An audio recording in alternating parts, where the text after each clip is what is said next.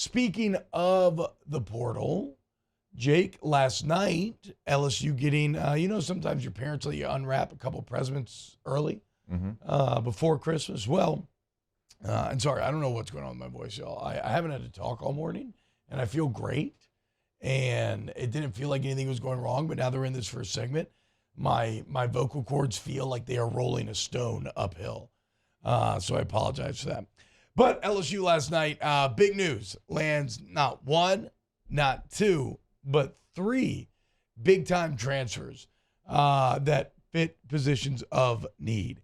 They bring in Oregon edge rusher Brady Swinson, Arizona defensive lineman Paris Shand, and Florida defensive tackle Jalen Lee. Jalen Lee probably the big one there. Paris Shand is someone who they think that could fill in Ali Gay's role at that kind of bigger defensive end that we were talking about. Brady Swinson is a three-star out of Georgia, 6'4", 250. They're going to try to make him into a pure pass rusher, right? Kind of try to he'll be one of the names competing for the B.J. Ojulari minutes that are being given up. By the way, and then you got Jalen Lee. He's kind of the big name here. He's from Live Oak, former four-star, 6'3" defensive tackle with a 6'7" wingspan.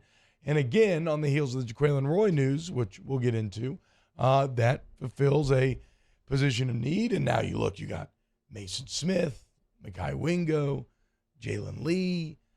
You still got Guillory next year, I believe, or no? Dude, everybody has. Everybody has eligibility. You're right. Come on, everybody. I always forget. You now have a lot of bodies, a lot more bodies already at that defensive tackle position, and Jalen Lee, a very quality body to add to that mix. You needed defensive line help. We talked about it yesterday. Like, you were going to have to bring in bodies to replace who you were losing. Jaquelin Roy had a really nice season. Great young man. He was actually on my flight home from Army Navy. Got a chance to catch up with him and just kind of talk about his LSU career and what he had coming up in the future. Very, very bright young man. So excited for him. Excited to see where he ends up. But you're losing a real talent, and you're losing some depth there. And you were so thin this year. You didn't want to come into this year with the same situation. It was remarkable, and we laid it out throughout the season, what you were able to do with so few bodies at that position. Yeah. And you ended up having a third-team All-American in one of those positions, who's obviously coming back as well in Wingo. But you had to add bodies, and you're right. Like, Shand is somebody that's going to try to replace that Ali Lee position, and then you're going to have Swinson try to replace B.J. Ojulari. And Swinson's somebody that his redshirt freshman year, you saw him flash. He played in 9 games, had 14 solo tackles, 24 overall. He had 3 sacks, 4 tackles for loss. That would have been 2021, right? These are all 2021. So these are all guys who have been in college for 3 years and would have at least 3 years of eligibility, potentially more with the COVID year. Sorry. Right. So that's why you bring him in. And the reports are LSU felt like he was playing out of position this year for Oregon. So they, watched the tape, saw something that they liked, and that's why they went after him. But you needed D-line help. And now you've got 3 guys, and you have a purpose for all 3 guys, right? Yeah. One's trying to replace Ali Gay. One's trying to replace B.J. Ojulari. And then Jalen Lee was just, you had to have a defensive tackle. And you need more because that position, and you got Wingo coming back. You got Mason Smith coming back, which is fantastic. You're talking about a 1-2 punch. And then Guillory coming back. He's played a lot of football. And then Jalen Lee now, that's a nice 4-man rotation.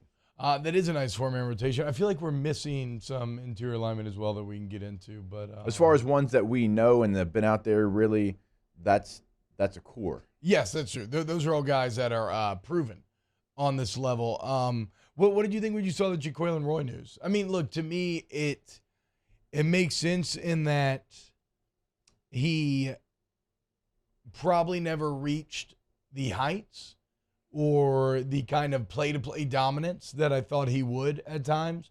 I think he really started to flash at the end of the COVID year. I feel like very consistent. I remember that Ole Miss game, maybe especially.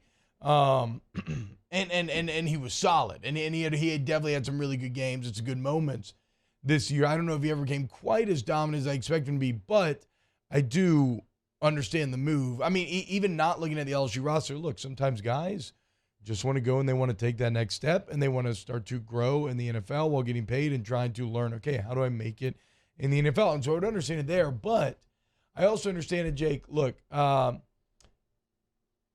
his reps will go down next year, right?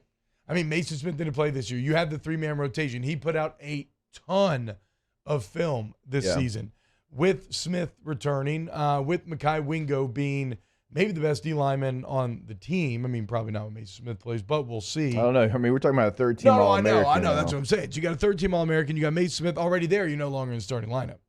Right. It's already there. You're losing reps. And then you got Jalen Lee, who, granted, probably would have been better than Gillard, but better than. But the point is, he would have had less reps. He would have had a diminished role. And so the ability to raise his stock arguably would have been tougher. So it's like, okay, what do I do? Do I come back for another year of college, or do I just go try my hand in the NFL and grow my career there? And so I completely understand why Jaquelin Roy ends up choosing the NFL, or at least that might not even be Hebert's reasoning. He just may want to go to try to play in the pros because that's what everybody wants to do and try to make money, and that's great. But you can see from a roster standpoint, or at least I could form an argument as to why this was a smart decision. They graded out last year at 71.8%, so played well last year in the interior of the defensive line. When you look at ESPN.com and Mel Kiper's rankings, they have him as the 13th overall defensive tackle, 127th overall player with a 69 grade. So I'm not really sure exactly where that puts you. Maybe somewhere undrafted? No, he's getting drafted. Okay. Yeah, without question, he'll get drafted because some of the guys that are behind him, like Byron Young from Alabama is behind him. He'll get drafted. I thought he'd be somewhere a little bit higher. I thought maybe 7 or 8 defensive tackle. You think? So it's a little bit surprising to see him down to 13. But, look, everybody's got a decision to make. It's about choices and decisions, and you understand, you put in where am I, what is my grade looking like? Should I stay or should I go? And after he gets the information, he decides he should go. So yeah. Well, and again, I mean, can he? And maybe you could, Mike. Maybe the counter argument to what I just laid out there, the idea of can you raise your draft stock in a diminished role? Perhaps a diminished role would mean you could have more impactful plays, and so maybe you could, because it wouldn't be the grind that this year is, where you're playing 80% of the plays, and so instead maybe you could be a bit more flashy, more TFLs and whatnot. But I don't, I understand it. I definitely understand it. And also, he is one of the guys that went through the transition, Jake.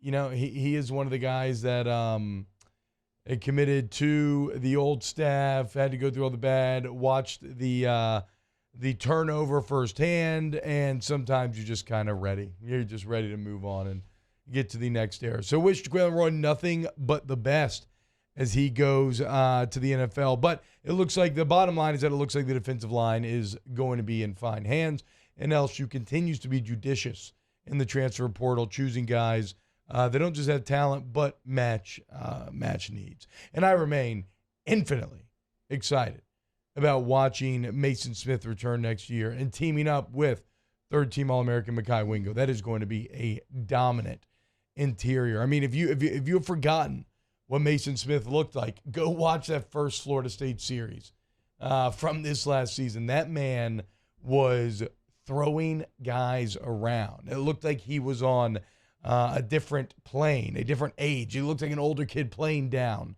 And I cannot wait to see what he's going to look like next year, even coming off an injury. Now, it's a very early injury, right? So ample time to get 100% healthy. But I'm excited because the motivation, right? He is going to be extremely motivated to prove that he is that guy that it looked like he was going to be. Yeah, and when you look at replacing players on that defensive front, like, you don't very often do you lose to Jaquelin Roy, and we just laid out where he's potentially going to get drafted, but then you insert a player that has a higher ceiling in that position, almost like you made a trade and you didn't have to give anything up when you get a guy like that back from injury, like you said, T, to place him with a third-team All-American, a player that was the highest-rated defensive tackle in the entire conference. And so you're talking about 2 dominant players, and then you add a Jalen Lee, and that's a nice rotation piece with Guillory. And now you can do the thing that you were never able to do this year, which is rotate guys in and out. If a guy was gassed, he could tap his helmet, and you could give him a blow there. So, which gives you even better Mekhi Wingo and Mason Smith. You feel okay about that position right now, like replacing B.J. Ojulari. Like, now you're talking about the 5th rated pass rusher in the draft. You're talking about an overall player that has somewhere in like the 45, 55 range. So you're talking about a 2nd round pick. You're talking about someone who has an 81 grade on Mel Kiper's big board. So that's a player that's going to be more difficult to replace. Yeah, and even then, like, I don't know that Braden Swinson's automatically going to be that guy, right? Right. Like Shandon Swinson are nice depth pieces with upside, but they're not as exciting in prospects as Jan Lee. I'll tell you this, man. As a little short arm boy, or I guess a regular wingspan boy. You had it right the first time. No, not true. Not true. Tiny hands. But I think I have the exact, like, your wingspan is your height, right? You look like your wingspan is taller than you are. I am, I think, right at my 6'3", but there's nothing I hated more than going against an interior guy with long arms, where they could lock you out and have you feeling like you're just a little kid trying to hit your dad as he kind of holds you at length. And a 6'7" Danny, wingspan, that'll do that. Can you put up a picture of Tamba Ali when he was with the Chiefs, like rushing off the edge, like, and see if you can get one with his like arms by his side. It's like hanging down to his knees. It's the most intimidating. That's when I always got freaked out, when a guy's arms were hanging and the fingertips were brushing the knees, like mine are mid thigh. I'm like, yes, what? I want our listeners and our viewers to kind of understand exactly what T-Bob's talking about here. It's because if you think it doesn't matter, it's a valuable weapon. No, if you think it doesn't matter, if you're like, wait a minute, this isn't basketball. Like, why do y'all care about wingspan? It does matter.